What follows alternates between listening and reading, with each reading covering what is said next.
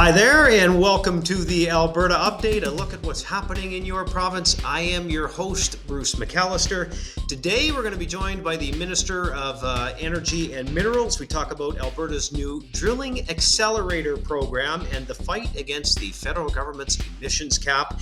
Alberta is set to build a new first recovery centre for youth facing addiction issues. We'll tell you more about that, and we'll hear from one of Alberta's skilled trades youth ambassadors about the important work happening to support trades, education, all that and more in the next half an hour or so. But first, we welcome in Premier Danielle Smith to chat about what has been a very eventful week for you. Good day, Premier. Hi, Bruce.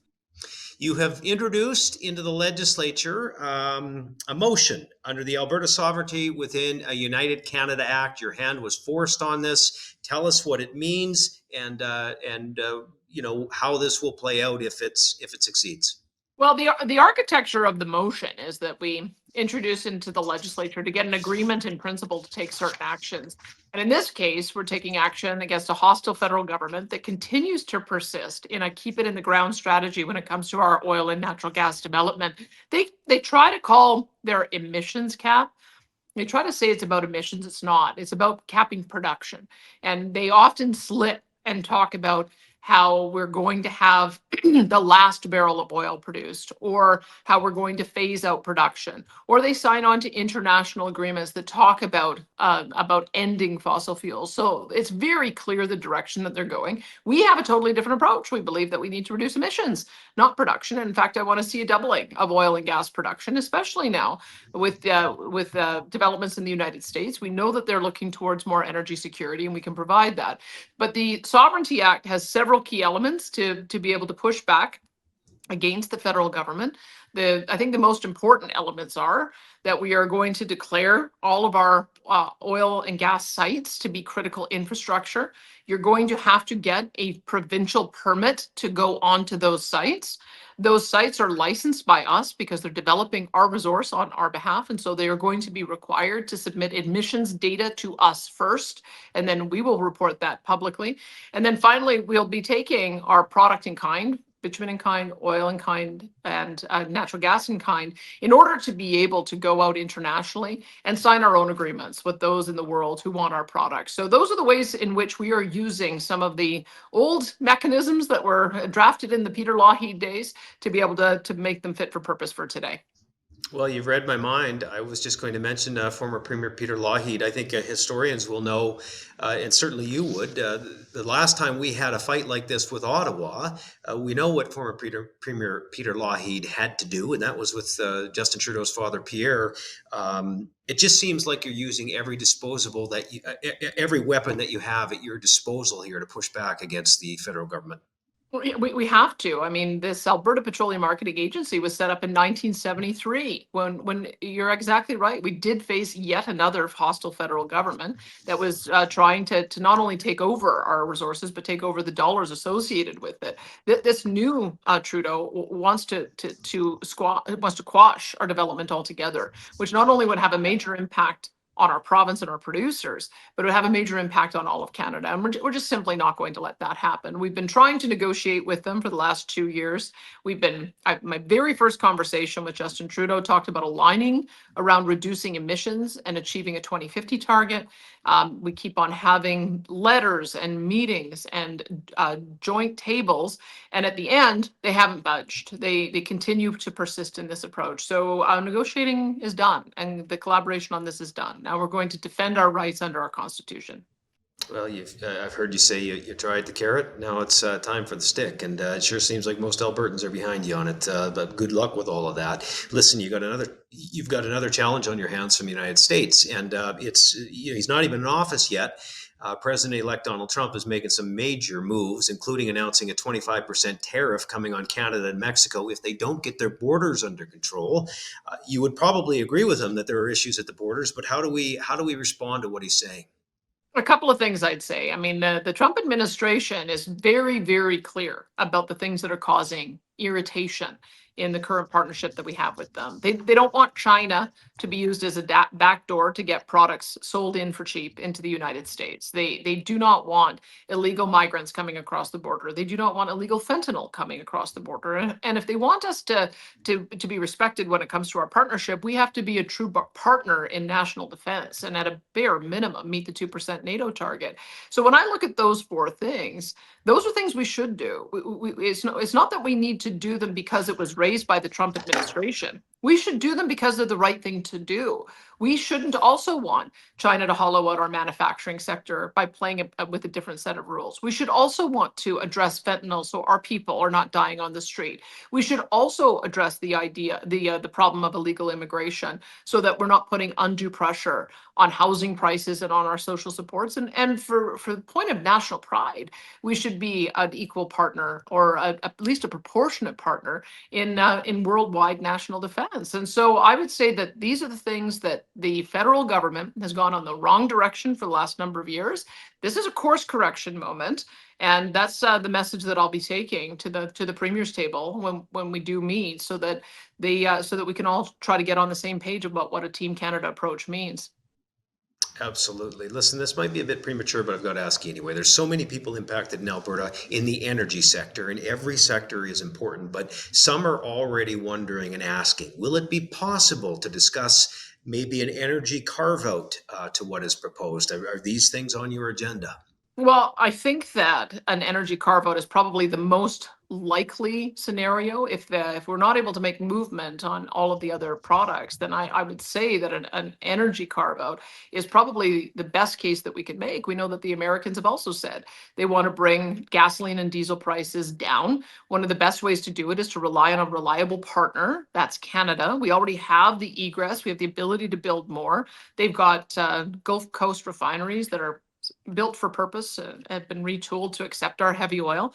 And my understanding is their strategic oil reserve needs a combination of the oil they produce, which is sweet, and the heavier grades that we produce. So I think we've got a very strong argument to be made. But I have to be perfectly clear that the federal government cannot go to the table and say, we want to be your partner in energy security and energy affordability, while they have a keep it in the ground policy at home with an emissions cap and with punitive carbon taxes that are going to increase the price of crude as well as decrease the availability. That makes no sense. We need to have a coherent approach at the table, which is why we are calling the federal government out on this. We are happy to be at the table in leading with energy because we do think that that is the place where potentially we can get a breakthrough.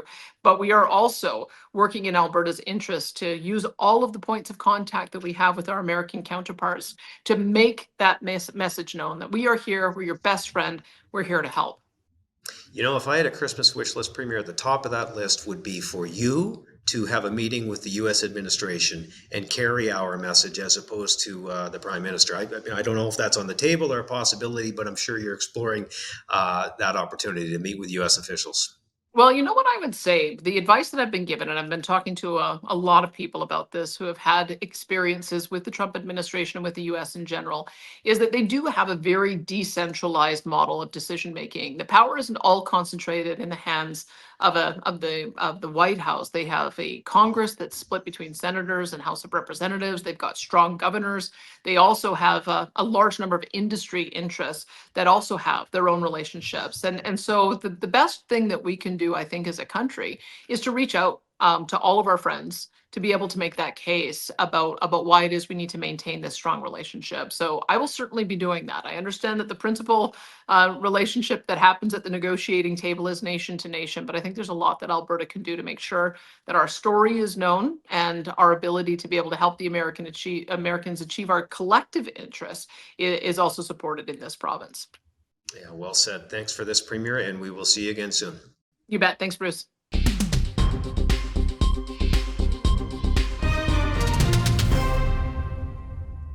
Well, it truly has been an eventful week for the province when it comes to all of the issues coming at the Premier and the ministers, certainly out of Ottawa and the United States as well. As we just heard from the Premier, Alberta is taking steps to fight back against most of this. Well, one of the ministers responsible is joining us now on the Alberta Update to talk more about it as well. There's the Minister of Energy and Minerals, Brian Jean. Mr. Jean, always good to see you. Thanks for coming by. Great to be here. Thanks for inviting me. So much to talk to you about. Look, you've been calling on the feds to scrap this emissions cap for some time. I'm sure most people have seen those ads, the billboards that you put up. What's the response been to those, and what is the latest on this from your front? Well, people certainly understand that this cap is going to reduce the number of jobs in Canada, reduce the quality of life in Alberta and across the country. So they want it to be scrapped. But Ottawa is not paying attention. They're not listening. And we're going to wait to see. But the truth is, ultimately, the Sovereignty Act and these motions are going to give us short-term protection and give those protections to Albertan companies and Albertan citizens. And the situation will be long-term that the court will side with us ultimately anyway. So it's a win-win situation. There was some discussion about activating bitumen royalty in kind, gas royalty in kind, to Albertans that don't follow things as closely as you do, Minister. Can you explain that to them, what that means and how it will work? Well, I think most Albertans have probably heard by now the term CORIC and some BRIC and some GRIC. What it is it's royalties in kind. So right now, most of our royalties are received by way of a cash transfer. This is going to enable the APMC, the Alberta Petroleum Marketing Corporation, to actually market bitumen oil. And instead of getting cash, or instead of expecting cash, we will be able to market our own bitumen, which will give us a number of advantages, truly some great advantages, especially in relation to making sure that egress is encouraged and the differential is narrowed. Listen, this week you also you really have been busy. I know you always are, but this week you stood with Justice Minister Mickey Amery and presented some opposition to the Impact Assessment Act. Has there been any movement there from the feds? Do you expect any? You know, governments move slowly and courts move even slower. It's going to take some time. We have to see, first of all, what the reaction and the final decision by the Liberal government in a number of different areas in relation to legislation and regulations. But once they do that, we'll be in a better position to actually make a concerted effort towards holding them to account in the courts. We've had great success so far. I like to refer to it as a bare bum spanking, 2 in a row for the Liberals. And I think it truly sends a signal that Alberta stands up for its businesses, it stands up for its citizens, and we're going to make sure we have the rights and privileges as granted to us by the Constitution, actually protected by this Premier. And I want to congratulate her. She's doing an amazing job leading this province and standing up to the likes of Trudeau and other bullies around the world that want to take advantage of the people of Canada and the people of Alberta. It's just not right. And I really applaud what she's doing. That's it. You both are, for that matter. I mean, I heard you both say you tried the carrot. Now it's time for the stick. Hey, listen, you announced that the Alberta Drilling Accelerator program to advance energy technologies this week. I think you made an announcement about that. That's exciting news. What's it going to mean for Albertans? Well, first of all, Albertans should know that money is coming from the TIER program, and it is a private-public partnership. But the TIER money is actually contributed by the major emitters trying to find solutions going forward on emissions and emissions control. In particular, this one is going to give us an opportunity to become better experts at drilling. We're going to go through hard rock. We're experts at different places around the world on drilling, but in this particular case, we're going to go deeper and we're going to go through tougher stuff than we ever have before and learn how to do it better. And there's a major partnership, major companies that have partnerships with us in this drilling experiment, I would guess you would say, but long term, this experiment is going to lead to, again, another technological advantage by Alberta that has truly led the world in other things. Remember this too, Bruce, that when they were looking for white hydrogen in Australia in the interior, they didn't call an Australian or American or Brazilian company. They called an Alberta company. And that happens all over the world. We are the best at it, and we will continue to be so by investing in things like this. All right, one more big news story this week. On Monday, the community of Crowsnest Pass voted overwhelmingly to support future development and operation of the Grassy Mountain Mine. A lot of talk about this project. We know that in southern Alberta over the last couple of years. What was your reaction to what they decided, and where do they go from here now? Well, like you, Bruce, I'm a big believer in democratic rights and the opportunity for people to have free speech and the rule of law applied to them. And I was very pleased to see that they came forward with that result, which was a higher plurality or a higher amount of voters came out, voter turnout, than I think came out in the last provincial and municipal election, if I'm not wrong. So definitely, people wanted to express their opinion, and hey, 72%, that's a great number. I think it speaks to the importance of metallurgical coal for making steel. I think people underestimate what we need to do in this country and other countries around the world. And if we take coal out of Alberta, metallurgical coal in particular, we know that it's going to be treated better all the way through the process in a more environmentally sensitive approach than it is in other jurisdictions, even next door to us, for instance, in British Columbia. You know, we have been technological giants here in Alberta in relation to what we do in oil and gas, what we do in other types of mining and exploring, and we will do the same thing in coal. Anything that's done will be to the highest standards in the world, and we will not compromise water safety or people or animal safety. So much to cover this week. We always appreciate you taking the time to join us with your busy schedule. The Minister of Energy and Minerals, Brian Jean, thank you. Thanks for what you do, Bruce. Appreciate it.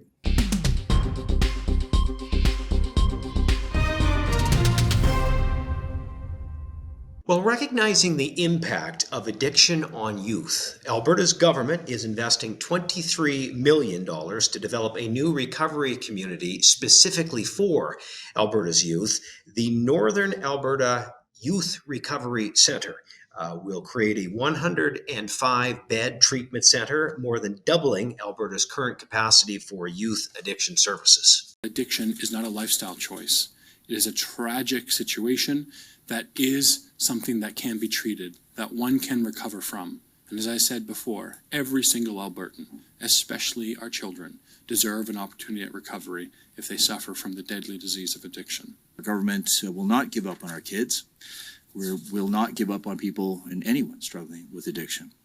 There's always going to be hope. And that's why we have a world-renowned oriented system of care known as the Alberta Recovery Model. As Minister of Infrastructure Pete Guthrie explains, the Youth Recovery Centre will be built by repurposing part of the Edmonton Young Offenders Centre, reducing costs and construction time.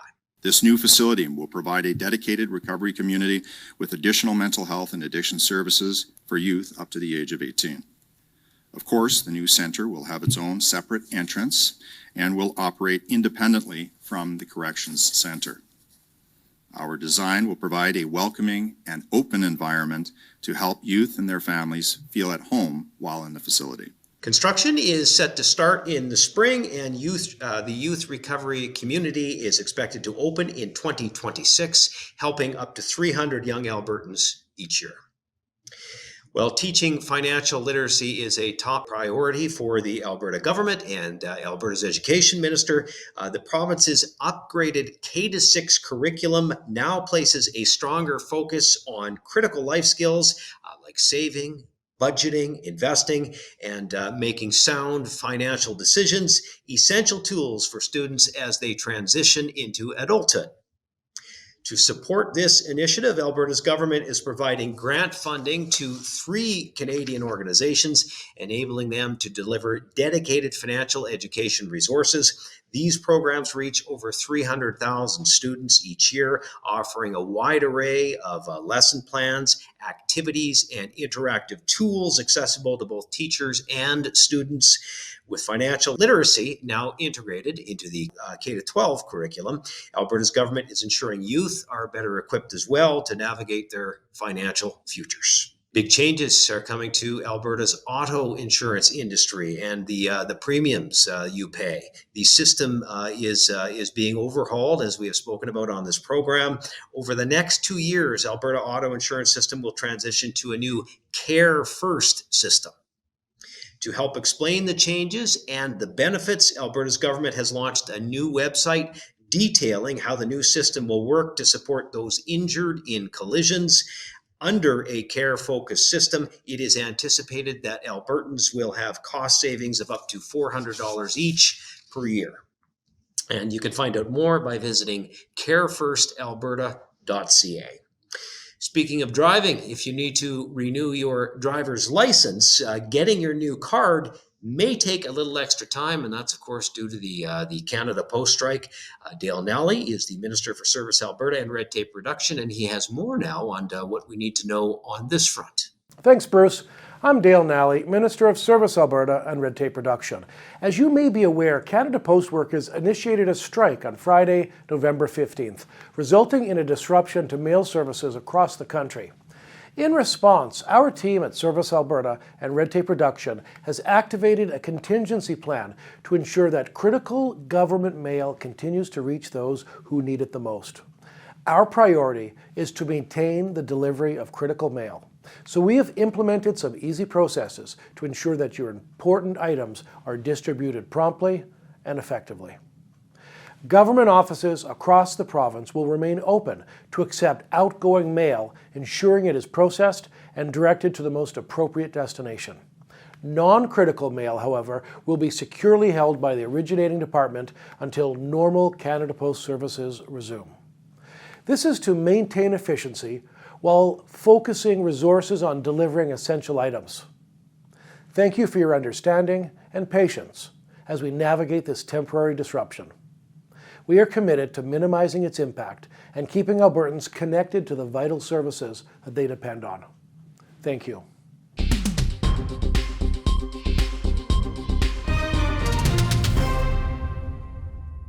Alberta is putting a spotlight on highly skilled trades and the creation of the Skilled Trades Youth Ambassadors Advisory Council, launched by the Ministry of Advanced Education earlier this year. The council is made up of young people pursuing careers and apprenticeships in trades, and it aims to address challenges and explore opportunities for Alberta's next generation of skilled workers. One ambassador that we spoke with, Natalie Roseberry, who is a plumber and a gas fitter, shares how mentorship and sponsorship have been key to her success, underscoring their importance in building careers and honing in trade skills.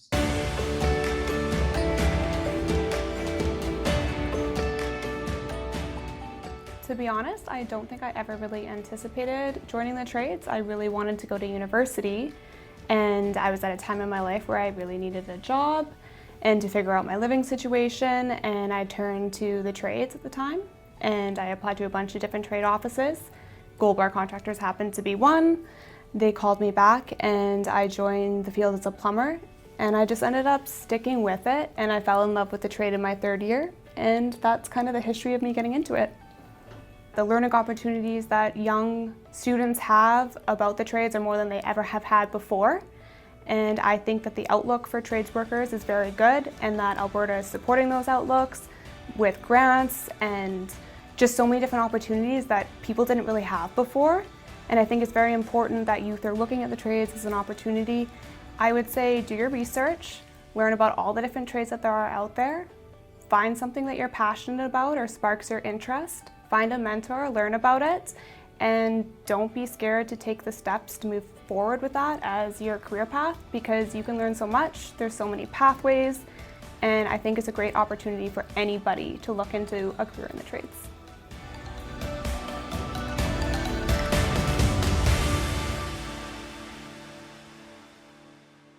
This summer, tens of thousands of Albertans and visitors from around the world came out to experience Alberta's parks. With the weather changing and winter knocking on the door. Well, I guess it's more than knocking given the weather out there right now. But Minister of Forestry and Parks Todd Loewen wants to remind us all that there are plenty of opportunities to get out and enjoy Alberta's natural wonders all year round. Greetings, Alberta's outdoor enthusiasts. This past summer in our provincial parks has been truly remarkable. One of the highlights was the opening of Kleskin Hills Provincial Park, offering a new opportunity near Grand Prairie for everyone to explore. We've also undertaken revitalization efforts at popular locations. Crescent Falls and Etherington Creek, for example, have reopened with enhancements that invite more visitors to enjoy these natural wonders. Our dedicated team at Alberta Parks has conducted over 3,000 educational programs, enriching the knowledge and experiences of visitors of all ages across our province. Credit must also go to our park rangers who've engaged with tens of thousands of people, ensuring our parks remain safe and enjoyable for all. We've also introduced a more intuitive reservation platform where you can now easily reserve campsites, book tours, and much more. With autumn upon us, the parks transform into a different kind of wonderland. For those interested in exploring the parks during fall or planning ahead for winter, I encourage you to visit albertaparks.ca. It's your gateway to discovering more about how you can continue to engage with Alberta's natural beauty. Our parks are here for you to enjoy year-round. And that does it for this episode of the Alberta Update, a first-hand look at what is going on in your province and what your government is up to. We bring you these weekly when the legislature is sitting, although this is likely the last Alberta Update before a bit of a Christmas break. And then, of course, we will have a longer segment, a year-end interview with the Premier, and we'll discuss all that's happened this past year and her take on it, and maybe a look at where the government is going as they head into the next year as well. So thank you for joining us this week, as we thank you every week. Reminder, you can find us on YouTube or on the social media channels as well, and we'll see you again next time for our year-end review with the Premier. So long.